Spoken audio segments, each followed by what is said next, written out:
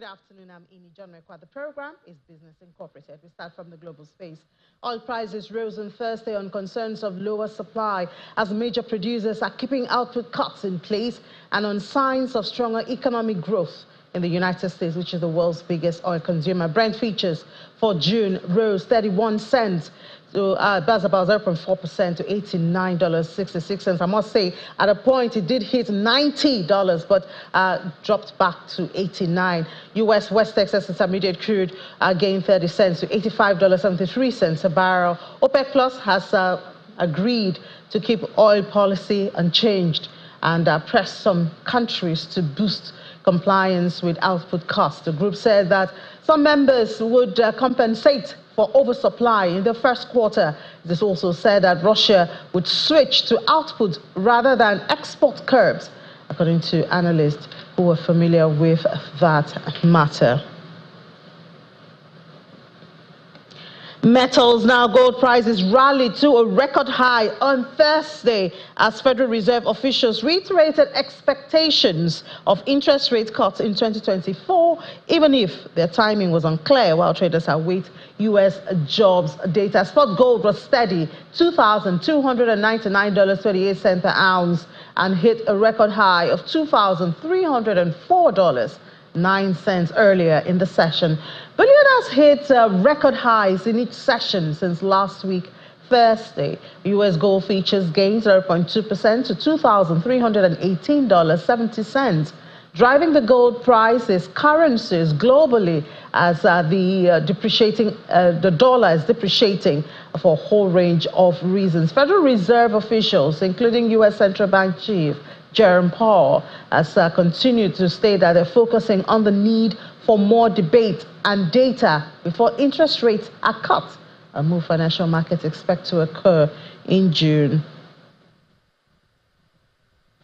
And then we come to Nigeria, where the electricity tariff hike is making the news. The Nigerian Electricity Regulatory Commission, that's the NERC, has said that the newly approved increase in the power consumption rate is expected to reduce the subsidy for the 2024 fiscal year by about 1.14 trillion naira. The vice chairman of NERC, Mr. Musiliu Oseni, who made this known in a statement, explains that the commission undertook a detailed assessment of the tariff proposals submitted by the 11 electricity distribution companies, that's the DISCOs, adhering to its established regulations and business rules. He mentioned that an examination of the performance improvement plans of the licensees, which also encompassed a public hearing, was carried out before the tariff review process.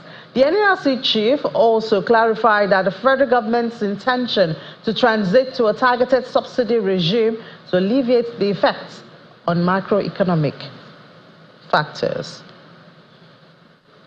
And still on that, the Manufacturers Association of Nigeria, that's MAN, and the Nigerian Labour Congress, as some civil society organizations, have kicked against the federal government's 240% hike in the electricity tariff payable by consumers enjoying more than 20-hour power supply. They call them the Band A.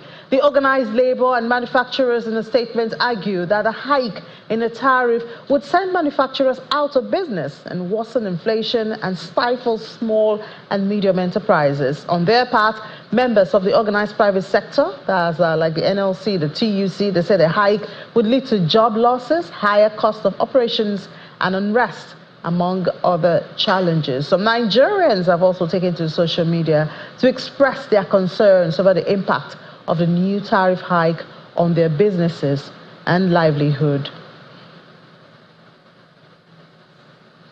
We're still on that matter now. That announcement by the National Electricity Regulatory Commission, that's the NERC, on that hike.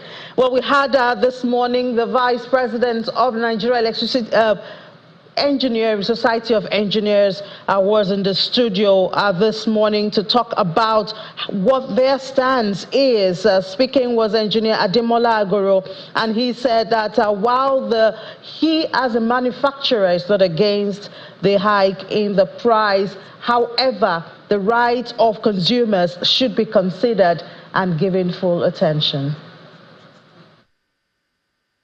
I don't have a problem with saying that if you have 20, 24 hours, you are going to pay a cost-related tariff. But the major issue is the Consumer Protection Council. How does a consumer reflect to know that, oh, I'm on a band here and I'm actually having more than 20 hours of supply? So the regulator needs to do more, because to be honest with you, there's no way this our power sector can grow without a cost-reflected tariff. But to protect the consumer, there must be, if this pressure will actually be on the disco, there must be adequate sanction. This is not an issue that say, oh, I hear them saying that they are going to,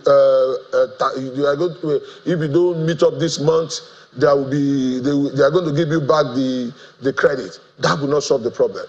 What will solve the problem is full transparency.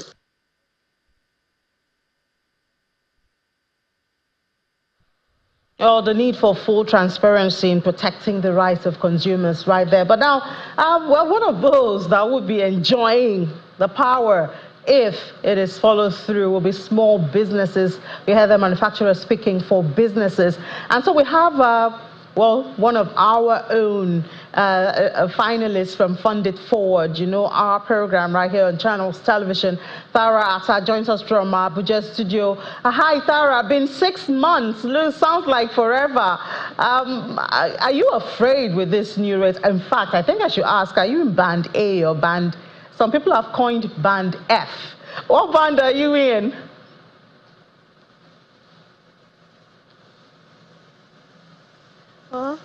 I would go with whatever band you believe. I cannot hear you, Tara. I can see you talking, but I can't hear you, unfortunately. I wonder what's wrong there. So I guess our technical hands will look into that. Tara, can you hear me? I can hear you quite clearly. Great, great. I couldn't hear you at first. So I was asking, what band are you in? You know, they're the big guys who do more than 20 hours in band A, and now some people have coined band F. I think there's no supply at all. What band do you belong to? In all honesty, where I stay, there is a fluctuation. So we're fluctuating between band D to band F, most likely. But I thought you were supposed to know. Do you know exactly? Because NERC had told us that we would know from our cards if you're prepaid. When you buy your cards, you would have it there. Do you know your band exactly, really? I don't believe so, because this is information that is relatively new to me. I know that basically it's been out there, but I don't believe they go around telling you, okay, the area where you are, this is what you're going to be getting. Otherwise, you hold them to it, right? So I guess we're just going to get what we see. Yeah, I guess that's why Engineer Agoro in the morning did emphasize the need for protecting consumer rights, because a lot of consumers do not know their band, and so you can't even hold the discos accountable for that. But let's find out what you've been doing. It's been about 6 months since you were in, the lights and glamour and taking home some money. How has it been? What have you done? What's left to be done? A lot, actually, if I'm being honest. I can only say I'm heavily grateful for the experience of Fund It Forward, because everything that I had the opportunity to learn there, I brought to the real world, and it has been really helpful. For one, I would say Transformers is aware of its limitations. And instead of trying to change the wheel or reinvent the wheel, we're just working with what is available. So though we are aware of these limitations, we are able to conveniently put ourselves in a position where we're going to work with people that have access to those things we are limited to. For example, through our value chain, from the acquisition of our material to the process of converting it to the biogas that we are proposing as a solution, to the process of compressing it into canisters so that it can be commercialized and sold to households and businesses, and to the final stage of distribution, we have been working on possible partners. We've been discussing with people, associations, private businesses, local and international institutes, and I'm glad to say that there's been a lot of progress in those areas. I know then when we had a chat after the event, you told us how you have started working with some poultry farms and farmers. Bring us up to date on that. Yes, of course. The aspect where poultry farmers come in is in our acquisition, raw material acquisition. And we've been able to discuss with an association that its Abuja chapter is helping us rope in the poultry farmers that are driven by social impact, that are open-minded enough to want to try the diversification aspect of using their poultry waste for biogas, and also see the financial benefit it holds for them as a business, knowing how the industry has been affected by the forex change, like the way the forex is now, pardon me, and then the rise in chicken feed. It's only wise that the poultry farmer seeks other means to keep the business going, and we are providing them that. So yes, with our discussions with this association, we've had ease with having a lot more farmers interested and willing for when we are putting our project on their farms, and hopefully, the project kicks off and everybody is happy in the end. So apart from the poultry farmers, those are feeding you from the raw material. What about those who will buy from you, your customers from that end? Even though you're waiting for the project to kick off, are you building relationships around that area? Of course. So as I stated earlier, through the value chain, we've been working and discussing with possible partners, because we are very well aware that this is a capital-intensive project, and we are in discussions from, as I said, raw material acquisition through to the conversion process. This is the production and conversion process of this material, compressing it, and then distributing it. So I've already discussed the acquisition aspect of it, which involves the poultry farmers. And then we're going to talk about the processing aspect of it, which we're glad to say we have the attention of a few international research institutes that are willing to work with us through the process. We have an institute in Europe that's willing to work with us, that is involved in plastic engineering. And the reason for this is because we are trying to work with alternative material, building material. So we cut off at least 50% on our construction costs. Then we're also working with another institute which is situated in Asia that would be improving our process, our production process, and also would be training partners. And then we move to the compression aspect of it. There is an African-based business that we are also in discussions with, so we can mutually improve the compression technology of biogas into canisters. And then the final stage, which will be our customer stage of distribution, we are in discussion with a gas infrastructure company that would help us work on a scheme where we would have MDCs, which stands for micro distribution centers, and have ease of access to our customers, where they either get their canisters of gas, which is cylinders of gas delivered to them, or they're able to walk to the stand and pick up the gas in exchange. The exchange, so this is like an exchange system. The cylinder is available, filled with the amount of gas that they are willing to buy. Then they take it, they drop theirs, and then, it's easier that way. So this is the whole value chain that we've been working on. It's been a lot of work. Yeah. How long more do we have to wait before the consumers or the customers see your final product estimated? Well, this is a question you asked me a couple of months ago, and by our calculations, I have only 3 more months to go. But we're working on it. I don't want to put so do you think you will make it in 3 months? But we are 3 months. Should we start counting down 3 months, or you want more time? This is a time of grace. Don't count down, please. We're doing the best we can at the pace we can move. All right, but how much of a shock have you had, as your plan had, with the economic realities, some of which were not existing when you won, when we had funded forward? How much impact has that had in your plans? The there's no other way to put it, and you have already, which was a shock, of course. But I guess that's life. Things just get thrown at you, and then you have to find a way around it. And thankfully, those 2 months on the show already prepared us for the possibility of that shock. Being an entrepreneur, you should be prepared for anything, and there was that possibility already. So yes, I was shook, but I was very mentally prepared for it. And in that awareness, it actually helped push me to seek alternative options. Like, rather than wanting to take on the mantle of everything on transformers, which is close to impossible, we sought to seek out strategic partnerships that would help us enter the market faster, help us do a whole lot more with a whole lot less, because we're aware it has become quite less than we were anticipating it to be able to do. So, yes. But I hope you're not heading to the banks, because interest rate now is it's not friendly at all.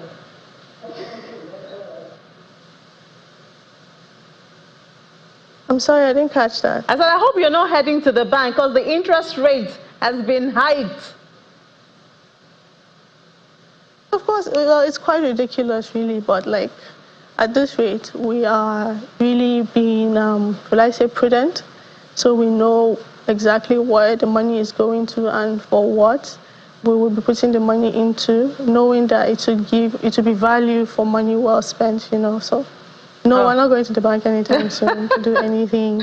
I don't know what to say. I'm happy for you, at least for that. Waiting to ride off the back of, yeah. Thank you so much, Tara Atta, for giving us updates. We will not count down for you. So we should give you some time of grace. We'll say because of the economic headwinds, but we'll be back on you in a couple of months. But we wish you the very best in building partnerships and actualizing the plans that you have for transformers. Thank you. Looking forward to it. All right, now, well, it was nice catching up with Tara right there. But now let's take a break. I guess an Apex break would be a good way to put it. And we'll be back.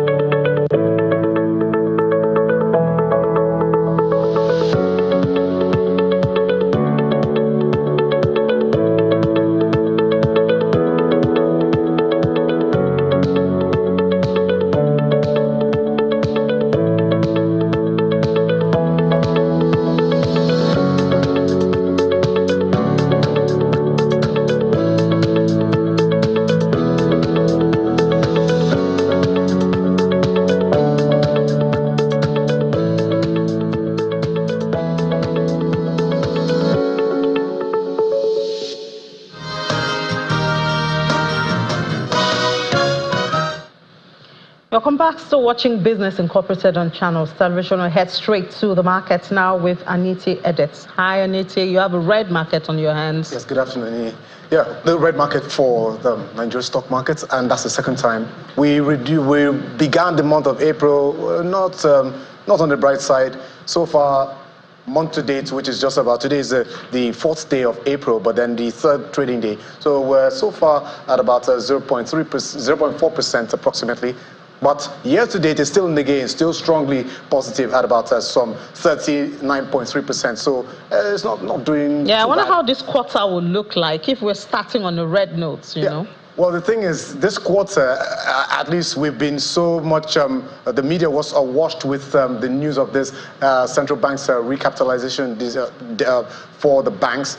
And of course, we expect that there's going to be more vibrancy in this stock market. Yeah, but I don't think it will start this quarter. Well, you never can tell because this market, you know, some of the things. Because the banks will have to put themselves together before they head to the market. I mean, they just have that 2 months or something. Yeah, and at the same time, it's the end of the first quarter, so first quarter results will be trickling in, and other fundamentals which might guide the market into positive terrain. Okay. All right, so let's tell our viewers what the market at intraday looks like. A couple of minutes ago, this is how the all-share index of the Nigerian stock market was trading 0.12%. It's still intraday, and the market will be closing at about 2:30 local time here in Nigeria. But take a look at the South Africa here, Johannesburg Stock Exchange, strongly positive 1.05% at intraday. For the other sides of the market, where we see Egypt as well as Kenya, they were in the green, also strongly up. Egyptian Stock Exchange, the EGX 30 was the biggest gainer there, 1.69%, almost 1.7% in the green, while Kenya's Stock Exchange is still also a closed midweek trading session at about 1.07%. So that's it for the stock exchange side of the market for the African continent. Now let's talk about the fixed income market, where we see, first of all, we saw that second quarter bond calendar issuance by the Debt Management Office, as well as this week, whereby tomorrow we'll be seeing the FGN savings bond auction, still on the federal government's side of bonds, but targeting lower investors with a minimum of about 5,000 naira. Of course, you can buy the bonds there. So all of that will be released. And then at the second time, we'll also be looking at the OMO auction carried out yesterday, the first one for April, because we've been seeing lots of treasury bills as well as some monetary activities going on for the fixed income market, particularly the treasury bills as well as the bonds market. So now let's talk to fixed income trader at Access Bank, Odinaka Nwokonkwo, to give us details about the fixed income market. Thank you for joining us, Odinaka. Hi, thank you. Okay. Now, Odinaka, I have first, there's this news that just came in that the federal government plans to begin the issuance of domestic bonds denominated in foreign currency, and that's starting with the second quarter, which we are in now. The Minister of Finance made this known to business executives in Lagos at a meeting somewhere outside. So now, can you give us details about this? Okay, currently, the report was released by, I think I saw it on Reuters today, and there's no really further details, but what you can tell is that the government is targeting the dollar, those investors, local investors who wish to still save in dollars, to avoid, to be able to attract those FX flows, and also bridge the deficit they have currently, and also to stabilize the foreign exchange market. Okay, so now let's talk about the domestic bond markets, where government is saying that in the second quarter they intend to raise about 1.18 trillion naira from the bonds issuance within the second quarter, because they just issued this the bond issuance calendar. So now, can you give us more about this? The borrowing plan by the government, is it favorable for the country? When you say favorable, when you look at what the government is trying to do, I think as of now, the FX is what they are targeted at, and which is why they are keeping these rates at very high rates. When you look at that calendar, it came out, I think, 2 days ago, where they said they want to issue a new 2029. Another 2031, and also the recent 2034, which they already issued, I think, sometime in February. And when you look at the size, there's an increase in size, 200 billion each across these three papers. So for the quarter, you're looking at almost 1.8 trillion. Yes, we could say that the debt level is kind of high, but when you look at what the DMO released, I think they released a clarification on that, stating how the debt seems to be sustainable, that most of these debts are still local, which gives the Nigerian government that leeway to pay back. Because they are naira funded, and also some of them, I think about almost 40% are multilateral in nature. So when you look at the debt level on the side of the fiscal side, they still feel that it's still a bit not at the level at which they should start raising an alarm. But yes, the debt level is still quite huge when you look at where we are coming from up until this moment. Okay, so that takes me to my final question with you. Yesterday, we had the OMO auction, where again the central bank sold about 652 billion worth of OMO bills at 21%. Now, when you take this into cognizance and that we are in the second quarter of 2024, what's your outlook for the market beginning with today and for the rest of the month of April? The outlook still remains that these rates will keep being at elevated levels, maybe not going further above where it is, but the central bank will still want to keep it at this level. And the sole reason is because they still want the FX. They are still targeting that FX rate. So at these levels, the FPIs are able to still come in and be able to invest and get their double digits, and at least bridge that gap between where inflation is and where these rates are. Though we still have a bit of a negative real return, but that gap is kind of have been bridged. And also, when you look at what the expectation for inflation, at least from the next quarter or even next few months, the expectation is that it will come down, probably due to the what we've seen in the after effect of the FX, where FX moved from about 1.9 to about 1.260 in the official market currently. Okay, Odinaka, I think we'll leave it there, and then, of course, keep our focus on your expectation for the fixed income market, particularly on the OMO side of the market. So that was Odinaka Nwokonkwo, fixed income trader at Access Bank.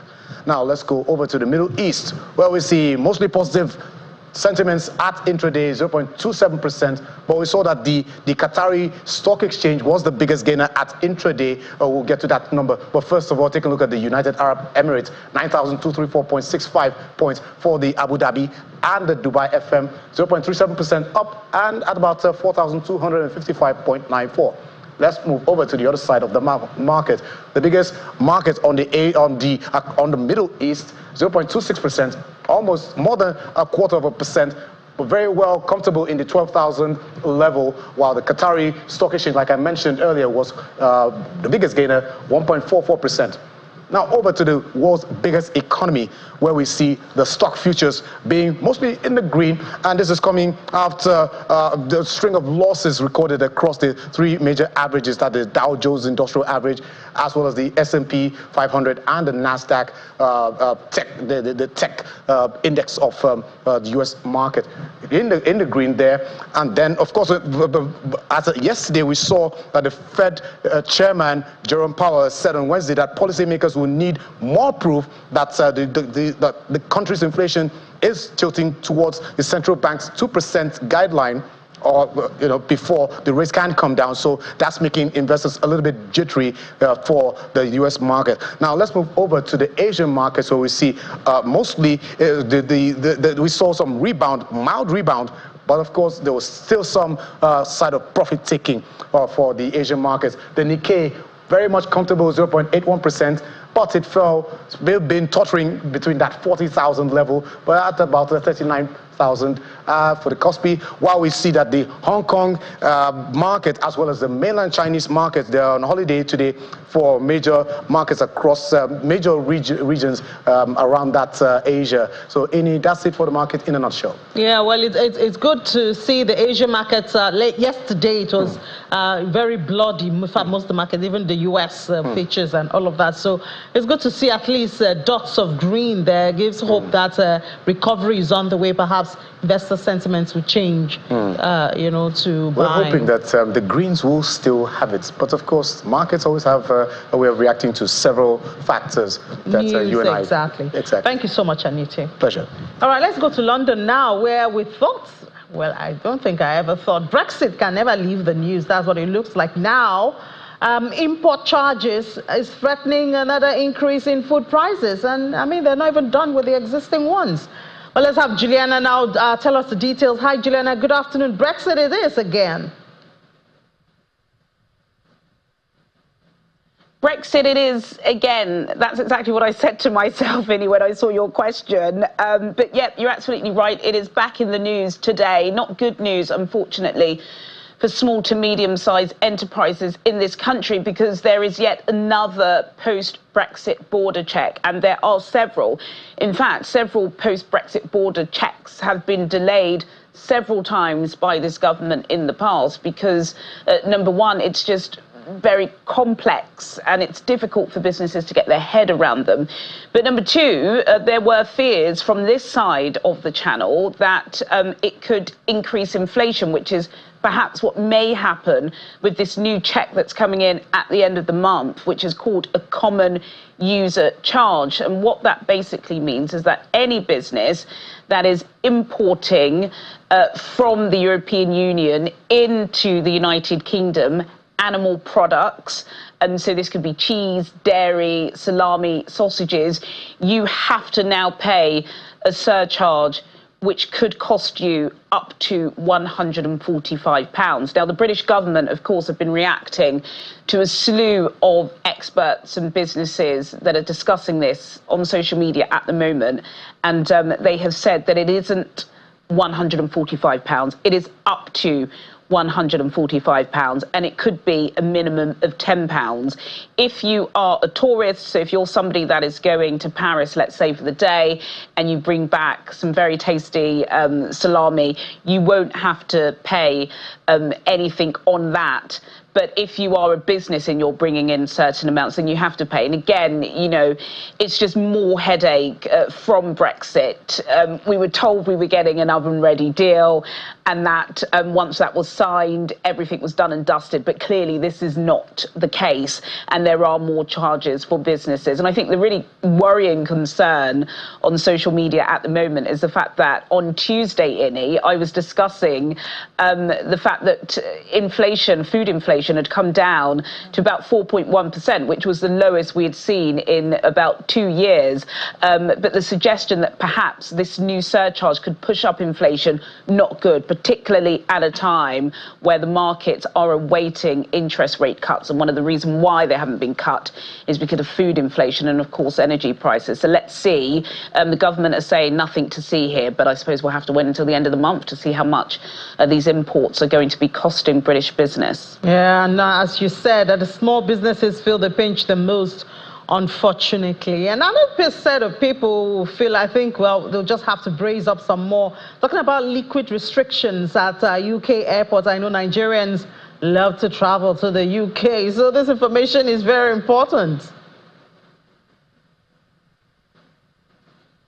They do, and it is a really interesting story, actually, particularly because the UK are trying to lead what is likely to be the biggest security change in the aviation industry in 2 decades, and that is about the 100 millilitres, as you said, rule, that 100 millilitre liquid rule. So most people, particularly if you're travelling out of the UK, you can only have a very tiny amount of liquid in your hand luggage. And the reason why this was put into place is because, of course, the British security services in 2006, they managed to thwart a terrorist plot by Al-Qaeda, who were at the time trying to down 7 planes from Heathrow going across the world by using a huge amount of liquid explosives. So because of that, it was banned. But of course, we know that security has majorly been updated and improved since that time.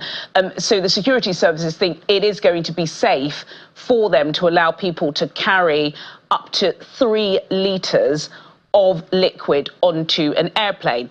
The only thing is, you've got to have the security infrastructure in place to do so. And we were expecting this to kick off this summer. That isn't the case. In fact, I believe across the United Kingdom, the only airport that is ready to basically scan the human body and scan hand luggage to make sure all of your items are safe is London City Airport. But that's a very tiny airport. And of course, we are waiting for Heathrow. Heathrow Airport at the moment, I believe it has about 146 security lanes. And because this new body scanner is so huge, they actually have to change the infrastructure of their flooring to make sure that it can actually fit and hold this new device. So it is good. It's a good story because it shows that, you know, the world is improving. And of course, we all want to be safe when we're flying. Nobody wants to think about the horrors of September 11th, 2001. And that is why, you know, they are trying to shake up the system and make sure it's safe. But it's not ready yet. So please do check before you travel. London City Airport, the only airport in the world that is ready for this. And until the entire infrastructure, the entire airports of the United Kingdom are ready, you won't be able to carry more than 100 millilitres from here. But we're getting there. And I think the date now is summer 2025. Well, we'll be counting down, you know, to go travel with that amount. But let's look at the markets now. How is that looking? The markets are actually in tip-top shape. There's a lot of news going on at the moment. Of course, the big one is about, you know, the United Kingdom selling arms to Israel. I think a lot of people are realizing that we have reached the end game in this war. It's absolutely awful war in Gaza. Of course, we know that 3 British aid workers have been killed. Nearly 40,000 Palestinians have been killed. But those 3 lives may be the time where Britain does move. So that is going to have massive ramifications in the markets because we know arms is a very lucrative business. Also as well, really interesting information we got from HSBC a couple of hours ago. HSBC have said that they believe UK inflation is going to fall to 1.2% in the next few weeks. So that is a big statement, and as to be expected, that has lifted and cheered the market. So the all share at intraday, it's up by 0.39%. The FTSE 100 up by 0.40%, and the FTSE 250, the domestic market, that's up by 0.36%. In the currencies market, the British pound is currently trading up against the US dollar by 0.08%, although it's trading down against the euro by 0.09%. But the British pound at intraday is up against the Japanese yen by 0.20%, Innie. Thank you so much, Juliana, for that. We'll talk to you next week. All right, now let's head to Berlin, see what's happening there. Inflation is in the news. It seems to be cooling a bit, you know, and it seems in Europe that investors have become excited as they're looking towards the European Central Bank, hoping for interest rate cuts sooner rather than later. Lars has a better picture of this. Hi, Lars. Good afternoon. What's going on?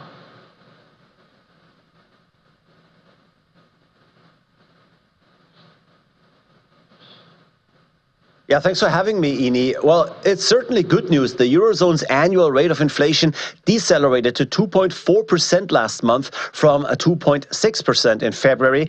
And it's thanks to a continued slowdown in food and drink price increases. Now, that might be a bit of a surprise to many people here, especially in Germany, because here some items have actually just gotten a lot pricier, especially eating and drinking at, for example, bars or restaurants. But that is because the German government had subsidized the hospitality sector with lower taxes, charging a value-added tax of 7% instead of the usual 19% ever since the pandemic had threatened those businesses. And now that tax relief has run out and food is more expensive. But those numbers were mostly for the month before. So the latest numbers now don't actually reflect anything most people still feel. Add to that lower energy prices that are helping both companies and consumers.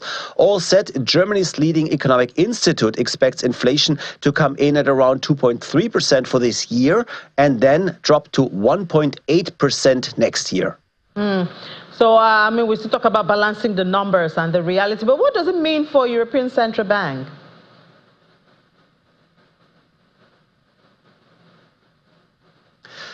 Well, it would put the inflation rate beneath the European Central Bank's official target of 2%, and that would mean that interest rates will most certainly be cut. Just those latest monthly numbers now have made for quite a bit of speculation on the markets. Keep in mind, I was mentioning mostly German data earlier, but inflationary pressures are also down in much of the rest of the continent, including in Italy, where inflation has just come in at an expected annualized rate of 1.3%. So interest rates could be cut now as early as June. That is according to most traders in Frankfurt. There is actually an ECB meeting before that one in June. That will be actually held next week. But virtually no one expects the committee to act that soon.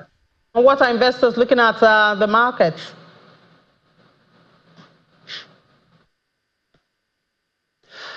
Well, other than interest rate policy, we're looking at some economic data in the US. That is mostly labor market data that's coming out in a few hours. Those will, of course, also be discussed with an eye on interest rate policy, but of course not that here in Europe, but that of the Fed in Washington. Washington and Wall Street, by extension, is also looking at lower interest rates, of course, but it's also unclear here when those will happen. And staying in the US Treasury Secretary Janet Yellen is in China today, and she has a message for the world's second largest economy. You're producing too much of everything, as she basically says, and the world can't absorb it. And that comes, of course, as China has been unleashing a flood of electric vehicles, batteries, solar panels, semiconductors, and other goods onto global markets for years. And they're all cheap due to years of massive government subsidies. And they are putting enormous pressure on prices everywhere, pressuring producers in other countries as well as their economies. All right, Lars, thank you so much for those updates. Now let's head to Africa, beginning from home. The Naira has maintained its rebound against the dollar at both the official and the parallel foreign exchange market for about 2 weeks now, trading around a territory of 1,200. As a result, the Chief Executive Officer of Financial Derivatives Company, Mr. Bismarck Rwani, who was a guest on Business Morning earlier today, says that he expects that the impact will lead to reduction in commodities prices in the coming days as the local currency continues to regain its fair share.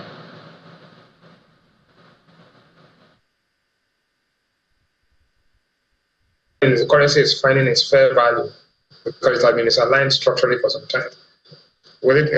I think it's going to stabilize at about this level for some time. It's probably depreciate a little bit as people begin to see through this whole process. But what we noticed yesterday was rather than an appreciation, it stayed flat. There was an appreciation the day before. So what does this mean for commodity price? It means that those who are importing commodities or raw materials will have a lower cost of importation. But don't forget, many of them had bought some of their raw materials when it was 1,900, 1,700.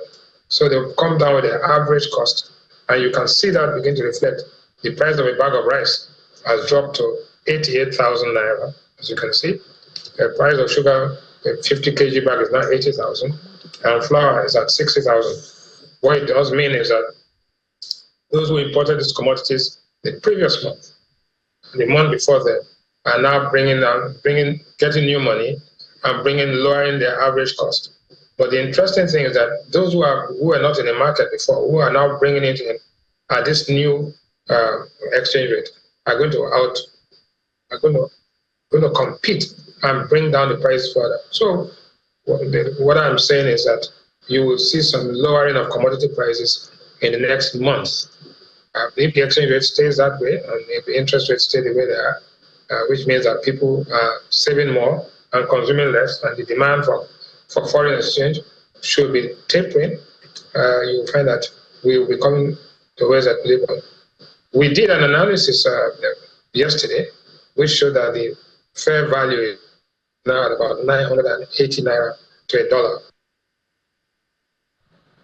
980 naira for a dollar. Well, we'll see when we get there, and hope we don't stay there, but do better. Still in Nigeria now, the Edo State Refinery has confirmed receipt of a total of 15,000 barrels of crude oil in 2024 for production from the Oza oil field, operated by Decla Resources Incorporated and its co-venturer Millennium Oil and Gas Company Limited.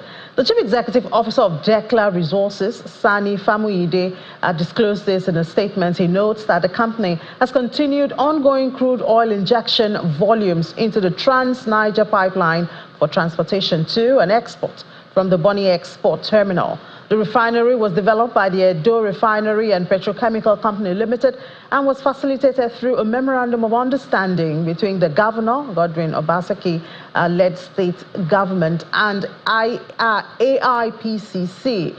It is a 6,000 barrels per day capacity plant, which is being expanded to 21,000 barrels per day. The facility, with its feedstock, can produce 500,000 liters of diesel, 300,000 liters of naphtha, and 200,000 liters of low-pour fuel oil. According to Famuyide, they are very pleased to be announcing the significant milestone of the first crude oil exports from the Oza oil field through the TNP and Bonny Export Terminal. In addition, crude oil is still being trucked into the local refinery, and this, they say, if it continues, revenues in the company's financial position will improve, enabling progress with additional field development activities, including re-entries and drilling plans, in addition to approximately 8,000 barrels of crude oil Decla and Millennium previously delivered to the Forcados Export Terminal. Outside Nigeria now, the Kenyan shilling hits its strongest this year on Thursday to bid at 129.50, while the traders say it was due to exporters and non-governmental organizations selling dollars, continuing a rally that began in mid-February. Commercial banks quoted the shilling at 129.50 to 130.50 for a dollar, compared with Wednesday's close of 130.50 to 131.50. It's up 20.7% against the dollar this year alone. The shilling last hit its present level on March 17, 2023, and it's just exporters and non-governmental organizations that are selling. The East African economy's currency has rallied since it successfully issued a $1.5 billion Eurobond in February to finance the partial repurchase of another bond maturing in June, despite widespread expectations that it could struggle to access international markets. Dollar inflows for domestic bond sales, in addition to remittances and proceeds from exports in sectors such as agriculture, have also boosted the currency. Uganda will commission its first tin refining plant in the southwestern region next month, and this is an official statement from the government, and it's part of efforts to expand capacity and add value domestically to its minerals. The President, Yoweri Museveni, wants to maximize the benefit of exports to the East African country, where several gold refineries are operating, and Chinese-backed Sunbird Resources was recently licensed to mine limestone for cement production. The plants will be refining tin to over 99% in terms of purity. In Zimbabwe, farmers' earnings from tobacco sales continue on an upward trajectory, recording a 75% increase from $59 million earned by day 13 in the 2023 marketing season to $103 million during the same period this year. Auction floors have seen the price ceiling of $4,900 per kilogram, $4.99 per kilogram, after the highest of $5.05 was recorded this year. Statistics from Tobacco Industry and Marketing Board shows that farmers have pocketed $102 million, which is about 825,000 shillings this year against last year's 58.734. In volume terms, there have been 51% increase from 19,351 to 29,577 kilograms.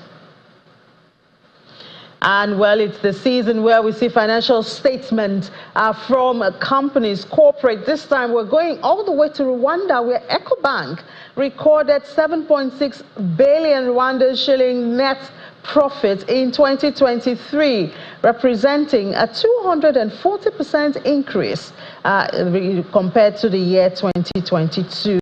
And the managing director of EcoBank Rwanda performance to the bank's continued efforts to build scale across digital channels and platforms through active client acquisition, superior merchant solutions, and financial intermediations. Let's go to the crypto market now and see what's going on there. We see the price of Bitcoin. I see it's in the red at this time. It's dropped 0.41% to stop, at least at the time we took this number, at $66,262.99. That's a 0.41% drop. A lot of reds we see. Even Ethereum is red. Ethereum was red yesterday and it's still red. Solana is red. Cardano is red. XRP is red. We have Solomon Amunde now, so perhaps tell us what's going on. Doge, Shiba Inu.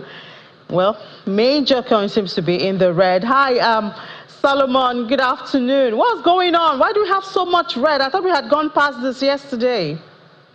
Good afternoon, Amy. Good afternoon. No, we haven't. It's actually just starting. It's just starting. And because it's actually just starting, the red that we're seeing in the market, because just yesterday we got the news from the DOJ. We started seeing movement of funds, the funds that have been seized for a while.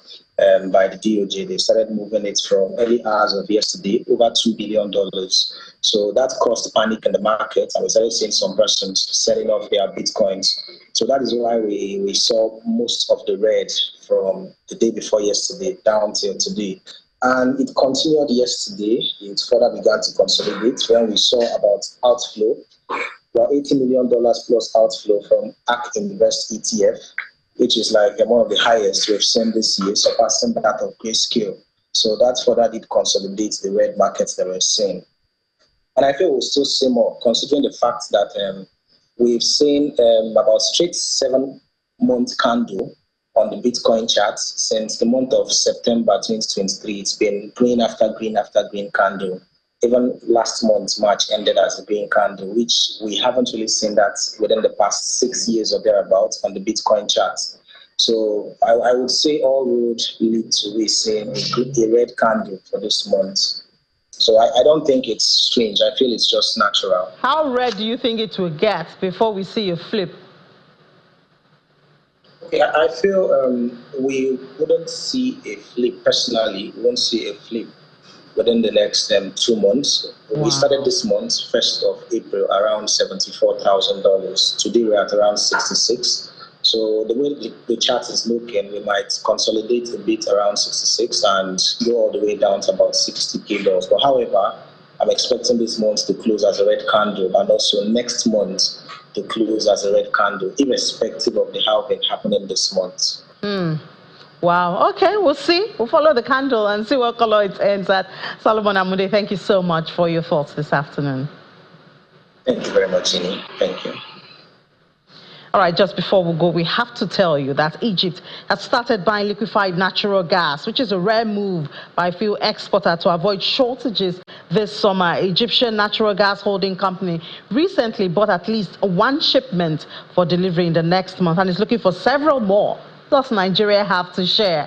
Well, that's up to the government and the regulators. But that's it for Business Incorporated today for the 4th day in the week. third working day in the second quarter.